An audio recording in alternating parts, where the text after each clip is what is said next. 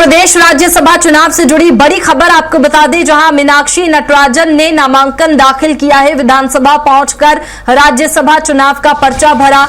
दिग्विजय सिंह, जीतू पटवारी और उमंग सिंघार भी इस दौरान मौजूद रहे। आपको बता दें कि हरीश चौधरी समेत कांग्रेस के वरिष्ठ नेता साथ दिखाई दिए। राज्यसभा चुनाव को लेकर कांग्रेस ने ताकत दिखाई है, एकजुटता का संदेश दिया है, क्योंकि लगातार जिस तरह से बगावत की, गुटबाजी की खबरें सामने आ रही थी, उसके बाद में शक्ति प्रदर्शन कर मीनाक्षी नटराजन ने नामांकन दाखिल किया। उसके बाद से ही कांग्रेस लगातार एकजुटता का संदेश दे रही है।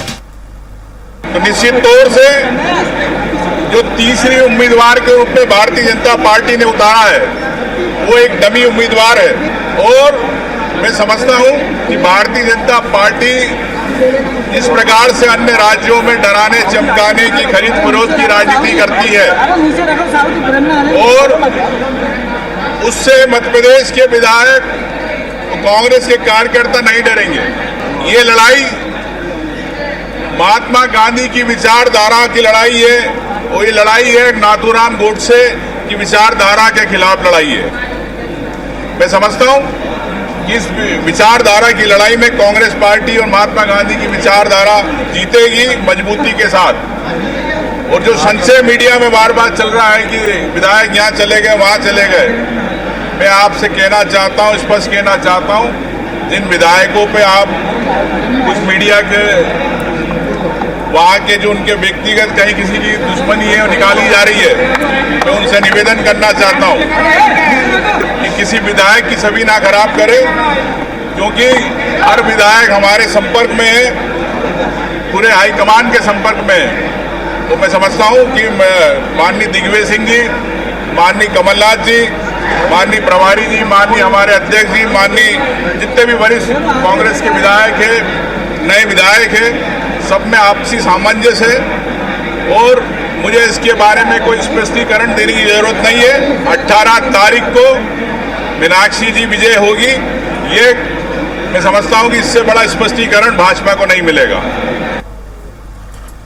भ्रम फैलाने के लिए उन्होंने कैंडिडेट खड़ा किया है, और कांग्रेस पार्टी पूरी तरह संगठित है, एकजुट है, और दृढ़ता से हम लोग एकजुट होकर मीनाक्षी नटराजन जी को चुनाव जिताएंगे। क्यों चुनाव कराना चाहती है सर? क्या बीजेपी क्या मंशा क्या कर रही है आपको तीसरों में? मंशा केवल यही है, खरीद फरोख्त, और क्या है। लेकिन कांग्रेस पार्टी में अब कोई बिकाऊ नहीं बचा है। सर, बीजेपी दावा कर रही है 10 विधायक उनके संपर्क में है। बीजेपी ये दावा कर रही है 10 विधायक उनके संपर्क में। वो तो इस तरह का दावा करती रहती है। सर, अगले 10 दिन तक विधायकों को एक साथ रखना बड़ी चुनौती है कांग्रेस की। ठीक है, ये बात पार्टी तय करेगी। क्या लगता है सर, तेलंगाना को ले सकती है? मुझे जानकारी नहीं है।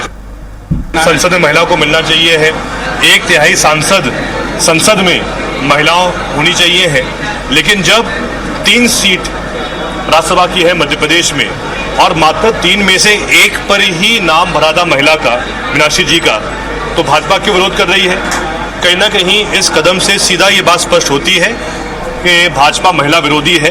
भाजपा चाहती ही नहीं है कि जो शिक्षित जागरूक महिलाएं हैं वो सदन में आए, और इसीलिए वही छल कपट कर रही है, इसकी निंदा करते हैं। सर, बीजेपी का ये कहना है कि 10 विधायक उनके संपर्क में है, इस तरह का दावा जो है मंत्री करते हैं। ये उनके मंत्री दावा करते रहे, लेकिन सीधी बात ये है कि जब पूरे देश भर में भाजपा बात कर रही है कि 1/3 सांसद महिला होनी चाहिए है, 33% आरक्षण महिलाओं को मिलना चाहिए है, तो फिर ऐसे बयानबाजी के बाद ऐसा क्या कारण है कि जब मात्र 3 सीटें थी लोकसभा राज्यसभा के लिए, और 3 में से 1 पर ही महिला ने फॉर्म भरा था, मीनाक्षी जी ने।